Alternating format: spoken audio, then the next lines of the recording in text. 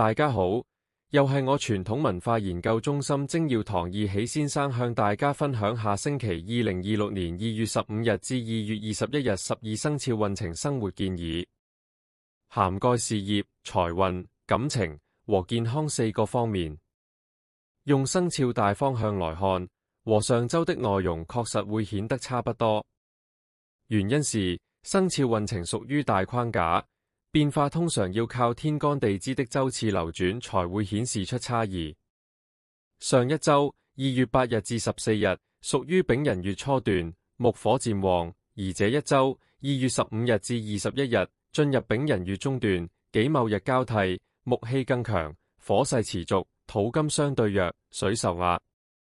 這樣的五行格局會讓不同生肖的重點有所不同。屬鼠的朋友，事業水受火木壓制，壓力增加，需冷靜守勢。財運正財穩定，偏財不顯。感情容易因小事爭執，需多體貼。健康腸胃與睡眠需調養。屬牛的朋友，事業土得火相生，穩步推進，有貴人助力。財運平穩，適合長期規劃。感情和諧，適合共度佳節。健康筋骨與肩頸需注意。屬虎的朋友，事業木氣最旺，機會明顯，果斷才能掌握。財運偏財佳，短期收益可期。感情桃花旺盛，單身者有好消息。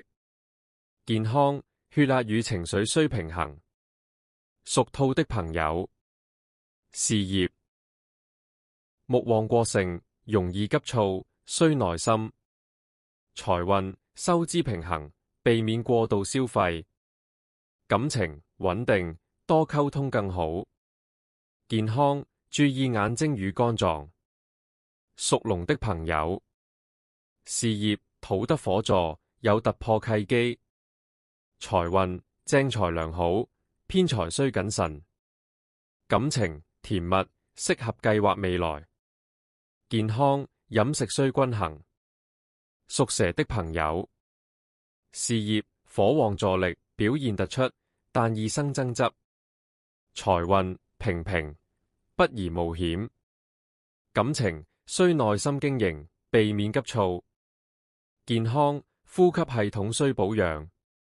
屬馬的朋友，事業火勢強，合作機會到來，人脈拓展。財運偏財有喜，可能有意外收穫。感情進展良好，單身者有機會脫單。健康腸胃與飲食需注意。屬羊的朋友，事業土氣偏重，壓力逼近，需調整心態。財運正財穩定，偏財一般。感情和諧，適合表達心意。健康注意皮膚與免疫力。屬猴的朋友，事業金弱受木火壓制，需謹慎守勢。財運偏財有限，宜守不宜攻。感情桃花有阻，需耐心。健康保持規律作息。屬雞的朋友，事業金受木火克制，挑戰在前。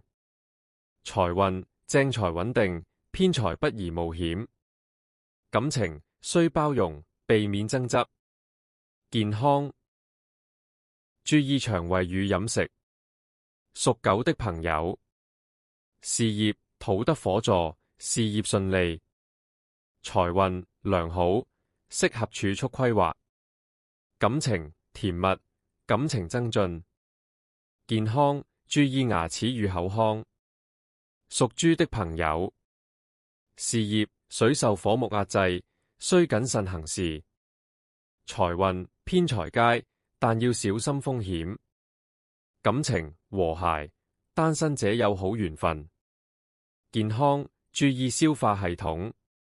以上分享及建議屬於大方向的參考。若你想要更精準的分析，請聯絡我易喜先生，我可以通過結合你的出生年份、月份、日子與時辰、八字來推算，這樣會更貼近個人狀況。祝大家馬年行好運，事事如意，得心。